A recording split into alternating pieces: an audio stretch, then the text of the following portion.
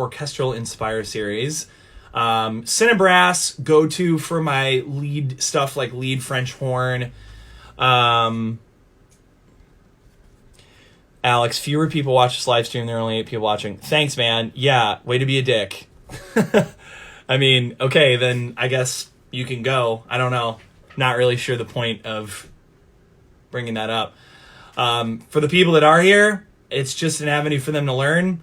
If you want to go on a live stream where there are thousands of people, go check out Diplo's. Like, I don't know what to tell you. Sorry, I'm not as famous as him.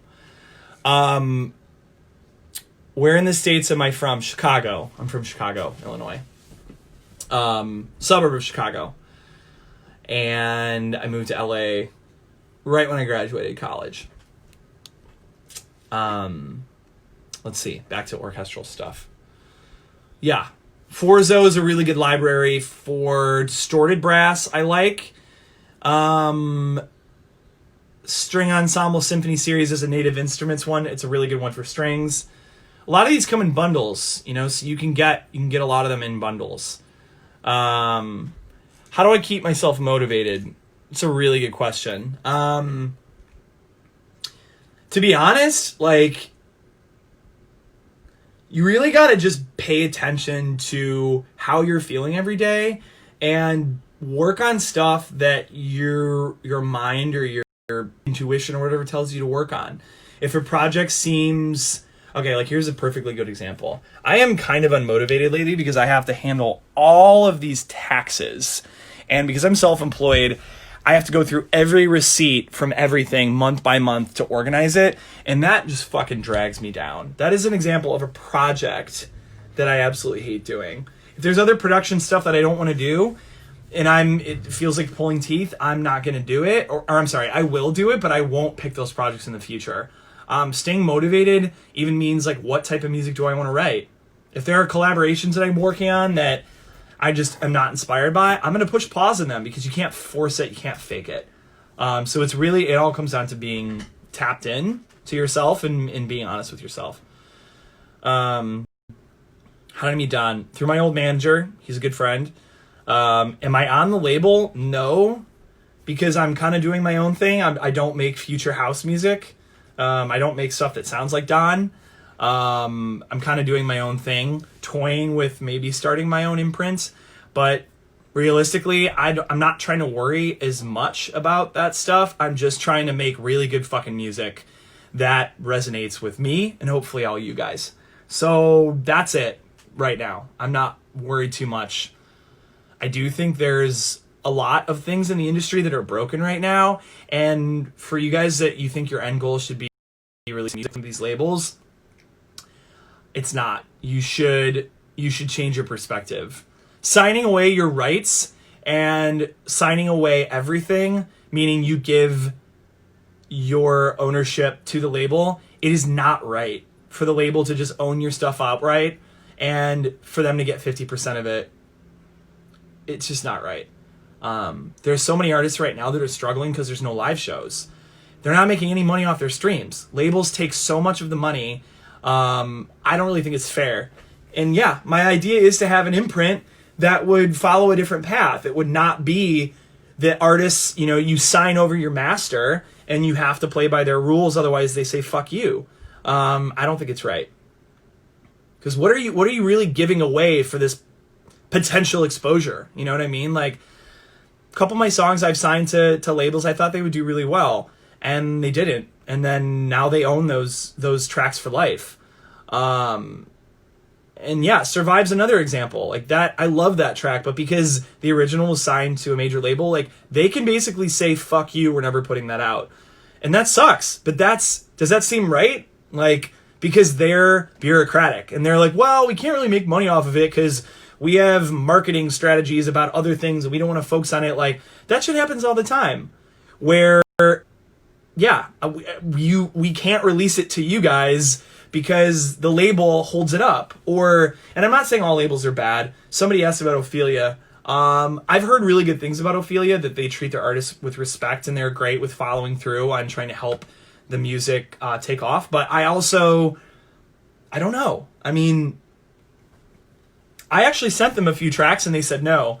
They said they weren't interested. They said they were nice, but they weren't right for their label. So another tough thing about labels is like they know what their fans like, and they're not willing to sign anything that doesn't sound like what their artists are putting out, which is difficult because for me, I'm not trying to sound like a Seven Lions remake. I'm not trying to sound like Don Diablo. I'm not trying to sound like Illenium. I mean, if it happens, okay, but it wasn't intentional.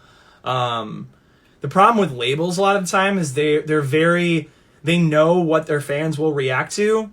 And kind of like with Hexagon, that was a huge risk because Don putting music out in the Hexagon family, a lot of Hexagonians are like, who the fuck is this guy, Danny Olson? Like, this stuff doesn't sound like what I like. And the fans dictate what the label should release. And if the label wants their songs to do well, they have to release stuff that the fans are willing to be open to. So it has to do with you guys too, and being open-minded. And if Hexagonians love house music and that's all you want, then that's great, but you can't get frustrated. I've seen people attacking Don because he's playing around with different styles, and like, that's not fair. You can't just dictate what an artist wants to do if you're not down with that type of music. Like for me, I like deep house, but I'm not going to go and like obsess over deep house DJs or deep house channels. Like, that's just not me. I like playing some deep house on my live sets, but I'm not going to gravitate towards those ecosystems. And it's not fair for me to be like, anybody who makes that, Chris Lake, Fisher, any of the top guys who are doing that, fuck them because I don't really like that style. No, that's not fair. That's their artistic outlet. And if you don't love it, then you find an outlet that makes music that inspires you. Yeah, no, I appreciate that. I'm trying to forge a unique sound, but I get a lot of pushback. You know, there's a lot of people that are like, oh, well, this wouldn't fit in a certain Spotify playlist, so, you know, maybe change it so it would. It's like, okay, well, that's a business decision. That's not really a creative decision. You know, and you kind of got to find the middle ground because a lot of the time the business can really taint can really like mess with the creative decision. Just join what you're talking about. Oh, I don't know. I'm just venting. I'm just talking about different labels and how it works, I guess, or from my experience. I can get questions here. Oh, do I plan to do some live shows? If so, please come to Germany. Okay, Julian. Well, first of all, to my knowledge, not many things are going live in person until next year. I think there might be some. But I am happy to report, and I will give you guys a sneak peek of this on Monday. I am filming a few really special live digital sets. There's going to be 3 of them premiering in June, maybe next week. Surprise. 1 in July and possibly 1 in August. So these will be, you know, if you've tuned into live, they're going to be on either Twitch, YouTube, whatever. They're going to be live sets that I'll be filming. So they will feature a lot of new original music, primarily original music, which is going to be great because I haven't done any of those yet. So I'm really excited about that. I will probably go live when I'm doing them so you guys can get like a little bit of a sneak peek. But those will be airing subsequently in the next few weeks on different networks. Yeah, I mean, I love to travel to be honest, Americans can't go. A lot of European countries are banning Americans from traveling there when their tourism starts up again because America, on the whole, is really fucking up the whole virus response. So it's tough. I don't know when the next time I'm going to be allowed to travel to Europe is. But I definitely will the soonest chance I get. And yeah, talking to my management, talking to some agents, trying to get some shows there, 100%. In the meantime, like I said, I will be filming a couple live things, and I will be sharing them on all my stuff in the next couple months. Yes, we definitely got to make that happen. Or maybe go back to Croatia, and I can DJ in some of those outdoor nightclubs there. That'd be sweet. Yeah, okay, what else? How are you guys feeling? What type of music are you excited about, or what type of music are you making? And again, I will get to everybody's demo. I know there's a few. I went through a few of them, but I apologize just because I've been, overwhelmed with my own stuff, and yeah. So I apologize. What artists have I liked to listen to a lot? There's a lot of underground artists that I like. I really love my Discover Weekly. Just having the tracks from Spotify that are put in there. Most of these guys I've never heard of. This track is actually really sweet. Here, I'll play a little bit of it. Mazel. Can you take me where the sky is and hear the voices echoing? It pulls me close to where I belong. Erase me from this place, can't go on, it's been too long. Can we be? When it comes to winning, would you remember the things we said? If only we could go back to the beginning. Go back to the beginning. Go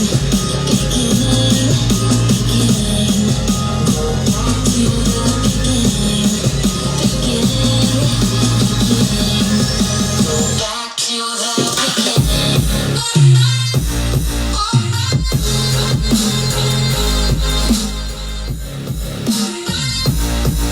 Yeah. This is really sweet. I've been really into this. This guy's name is Mazel, and it's a remix. But yeah, super wide mix. Insanely interesting way to mix his record. But yeah, that was a jam. If I recorded with a live orchestra, I have actually had this cue right here was the first trailer track I did when I moved to LA. And this was recorded in... where was it recorded? It was recorded in Air Studios in London. So this is the first page of the score, and I had it framed. But yeah, this was the only occasion that I had a full live orchestra filming, which was really sweet. It was a really, really cool experience. But not since then, because that's very expensive. How's the grumpy cat? Yeah, that cat was insane. That cat was the meanest looking thing I've ever seen. I can't blame him, I guess, given the current global situation. Yes, thank you for asking. I'm doing well. My girlfriend's great. My family's great. We're all taking it pretty seriously. If we're outside, we're wearing a mask. If we're in a public situation like a grocery store, we're obviously wearing a mask. California is progressive, so the laws here and the way that people act on the whole is, because it's such a big state, people are generally pretty good, about using their brains. I don't know. There's a lot of other places that think that the coronavirus isn't real, so I can't fuck with that. I don't even know what to tell you. But yeah, everybody's healthy. I'm going to be traveling at the end of July, so I'm going to be getting a bunch of tests, I've been healthy the whole time, but I'm going to, right after I land, I'll get a test before I see my family, which will be annoying, but, for peace of mind, I think it's important to do that, especially I'm going to be seeing my grandparents after that too. All right. What else is happening? The other track, Nightfall, I just found out might be in a massive movie trailer, which is fucking awesome. We're gonna hear back soon, hopefully. But that's another one where I can't release it because if it's possibly gonna be in a big movie trailer, you really want to wait until you have an air date, and then you can release exactly at the same time. So when everybody's Shazamming it, they're gonna be directed to Spotify or Apple Music, and they're gonna see the track. So unfortunately, because a lot of my stuff is made for sync, if we get a bite about the track may be used for something, in terms of a movie trailer, a commercial, whatever, you kind of gotta wait. You want to wait to release it. So unfortunately, that is holding up Nightfall, and it's potentially holding up Tide. So I might do a hide and seek. I don't know if you guys would want this, but I might do a hide and seek remix, like a VIP edit, and make it a little bit faster, you know, make it more energetic, cut out some of the verses, but like make it more, you know, again, to be played in a live set. Maybe. I think that'd be sweet. What do you guys think? So I love hide and seek, but that it's a closer, you know what I mean? It's like a slow track that it would be good to close a set with, you know, like kind of how Down does. How Down closes his sets. But other things that I had going on, I'm blanking. Oh, there's another really sick one that I'm writing with a guy named Jack Shore, and it's a collab with him and then Kaylee Bevier, who has this song with Adventure Club. I don't know if you guys know Adventure Club, but she has this song that goes like this. Looking at you, feeling out of focus. What's this game we're playing? Tell me, do you notice, or are you hoping? What's the point in waiting? There's no shame in taking what we need. Yeah. 'Cause I already know for sure. Yeah, you guys know this one. I'm falling for you right now. And I already know for sure. Yeah, she's amazing. Actually, let me play here. I'll play the version that we have, and you guys can hear it. Let me get a good one. Okay, check this out. Let me know what you guys think about this.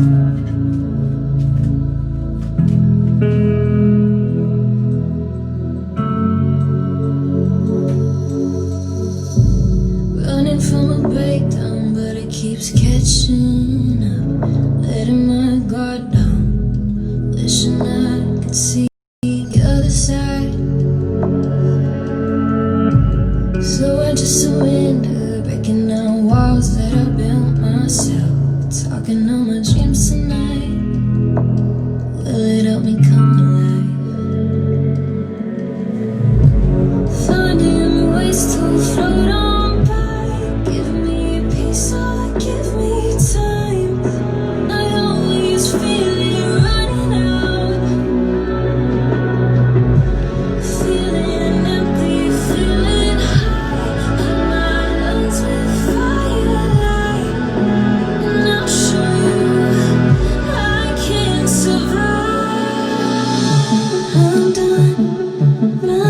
Yeah, so that's part of it. What do you guys think? I just love that one. It's so cool. In fact, I think I have some vocals on the hook. Let me get this. Hold on, I'm going to open up Pro Tools really quick. Hi, Lana. Lana Dark. What's up?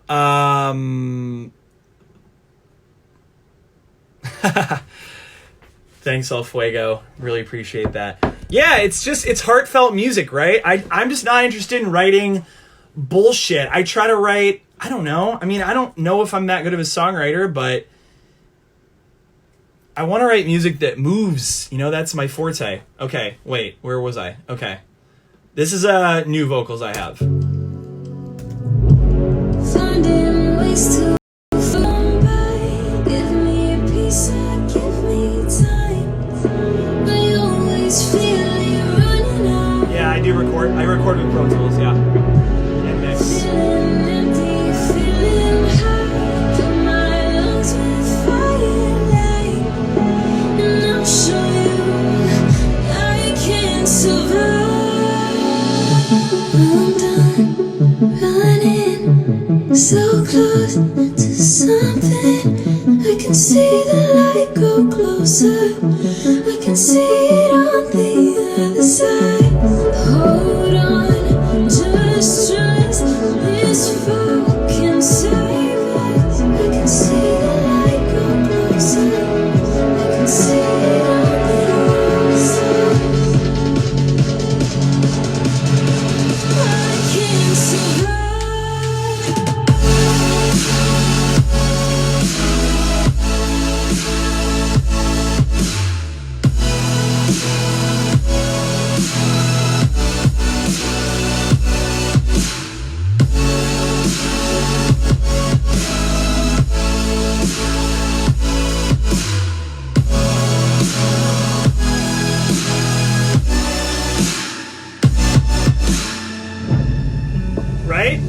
sounds amazing, right? So yeah, that's one that... Here, I'll just play this out so you guys can hear the second part, because I think it's fucking awesome. Spending all this time playing roles with something. Thanks, guys. Here, wait. Listen. This we haven't flown the vocals over yet, but listen to this second.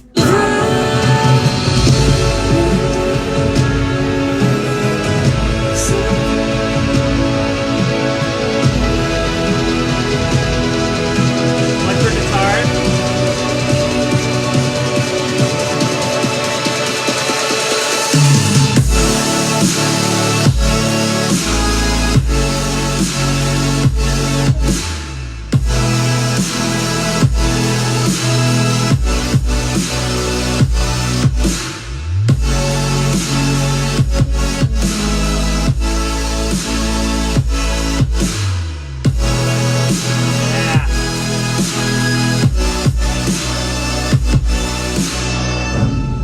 Right?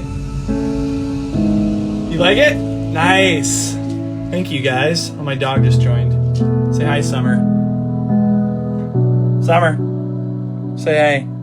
She sometimes walks in when she hears music she likes. Anyways, yeah, so that's another one. I recorded with her another time. So I have to go through in Pro Tools, and these are all the different layers. These are all the different comps. This takes a lot of time. Am I going to save this live session? I can try. Every time I try to do this on Instagram, it doesn't work for some reason. Like I try to save it when I'm done and it just deletes it. So I'll try again, but I don't know. Thank you, Jan890. Is it Jan or Jan? I appreciate that. Yep. Summer's she wants to get up. She's a little old, so I gotta help her. Those drums, good question. I don't know where that kick is from. I cannot remember, honestly. But it's just one. It's just one kick. However, I did process the shit out of it. I think I used Decapitator, which is a Sound Toy. Sound Toys makes an amazing bundle too for plugins. Saturation, distortion, micro shifter is like a imager, a space width thing. Hey Abigail, how you doing? Ravel? No, I don't use Ravel. I use Noir by... I don't know. Maybe Output? No. Noir is like Native Instruments, I think. Primarily Noir. I believe this one is actually Una Corda, which is a Native Instruments plugins. Native Instruments native plugin. Like it comes with the bundle. So, yeah, that's what I've been working on lately. My email's pinned. If you guys want to send demos, like I said,